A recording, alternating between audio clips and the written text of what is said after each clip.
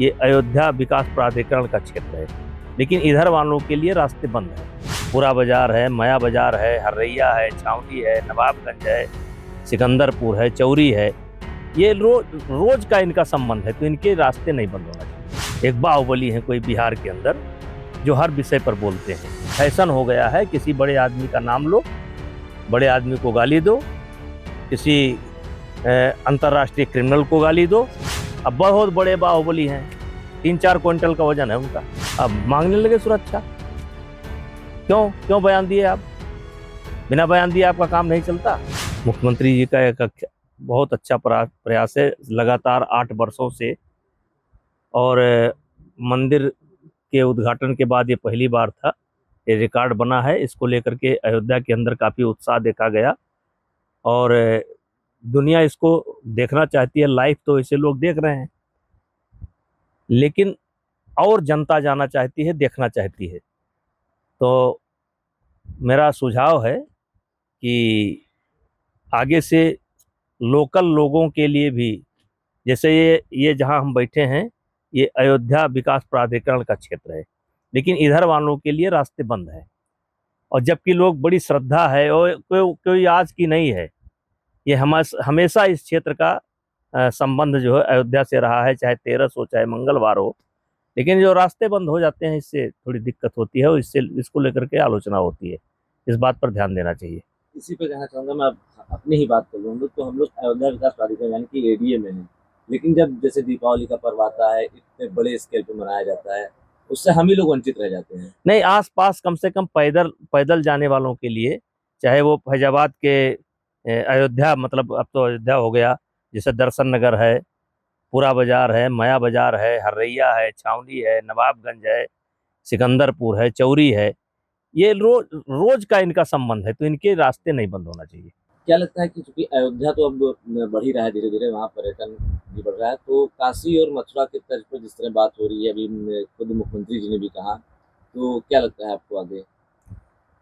देखिए, बहुत तेजी से, चाहे काशी हो, चाहे मथुरा हो, और चाहे अयोध्या हो, बहुत तेजी से ये विकास हो रहा है। और अभी तमाम ऐसे क्षेत्र हैं, जिस दिन ये पूरे अपनी पूर्ण स्थिति में आ जाएंगे, आवागमन के रास्ते सुलभ हो जाएंगे, उस दिन ये बहुत बड़ा एक हब बनेगा। और लोग केवल एक दिन के लिए नहीं आएंगे, 2-4 दिन, 5 दिन के लिए आएंगे। अयोध्या में इतने स्थान हैं।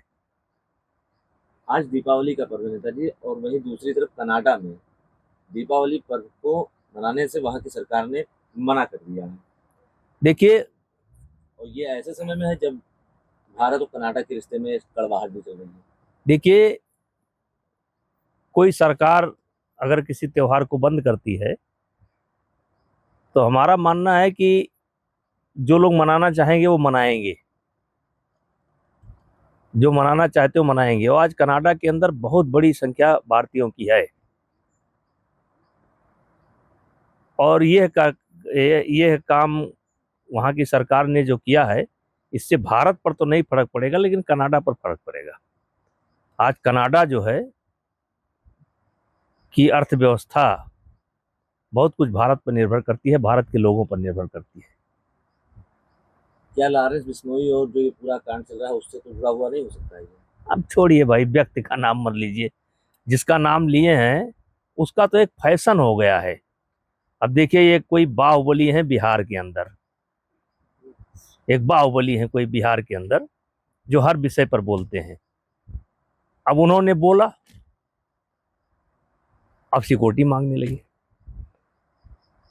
तो आज दीपावली का दिन है, मैं सरकार से आग्रह करता हूं कि चाहे कोई बाहुबली हो, चाहे कोई धर्मगुरु हो, चाहे कोई नेता हो, या किसी जात का लीडर हो, या किसी मजहब का लीडर हो, देश के खिलाफ जिसके वक्तव्य से समाज में नफरत फैलती हो, जिसके वक्तव्य से जातियों में द्वेष पैदा होता हो, जिसके वक्तव्य से दो संप्रदायों में दूरी पैदा होती है। यानी देश और समाज में जो विग्रह पैदा करने वाले वक्तव्य हैं, ऐसे लोगों को सरकार को सुरक्षा नहीं देनी चाहिए, क्योंकि एक फैशन हो गया है, किसी बड़े आदमी का नाम लो, बड़े आदमी को गाली दो, किसी अंतर्राष्ट्रीय क्रिमिनल को गाली दो, राष्ट्रीय क्रिमिनल को गाली दो, किसी मजहब को गाली दो, किसी जात को गाली दो और सरकारी सुरक्षा लेकर घूमो। हमारी बहुत दिनों से ये मांग है और आज भी मांग है कि अगर हम किसी समाज की निंदा करते हैं, किसी मजहब की निंदा करते हैं, तो हम व्यक्तिगत कैपेसिटी में करते हैं, तो हमको सुरक्षा नहीं मिलनी चाहिए, ये कानून होना चाहिए, क्योंकि एक फैशन हो गया है। ये बयान देख रही है सुरक्षा मांगो। अब बहुत बड़े बाहुबली हैं, 3-4 क्विंटल का वजन है उनका, अब मांगने लगे सुरक्षा। क्यों बयान दिए आप? बिना बयान दिए आपका काम नहीं चलता। अब कोई इनाम घोषित कर रहा है, अब आज कोई इनाम घोषित करेंगे कि हम किसी का सर काटने का 1 करोड़ देंगे, 1.5 करोड़ देंगे, 10 करोड़ देंगे, 5 करोड़ देंगे, दूसरे दिन सुरक्षा मांगेंगे। आप कौन होते हैं इनाम घोषित करने वाले? किसी के खिलाफ भी इनाम घोषित करने वाले आप कौन होते हैं? किसी का सर काट लाओ, किसी का पैर काट लाओ, किसी का मैं काट लाऊंगा, हैं कौन आप? और अगर दिया है तो झेलो।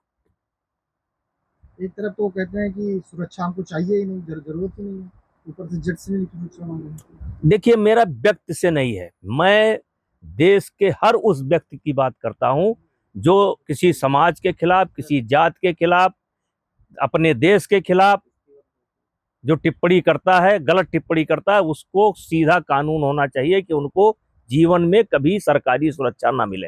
अल्बानिया में जिस तरह भारत ने पदक जीते हैं, क्या लगता है कि कुश्ती की दिशा अब भारत में किस तरफ जा रही है? और अब सवाल ये भी उठ रहा है कि दिनेश का अब ऑप्शन भी आ गया है। देखिए, आप उसका नाम क्यों लेते हैं?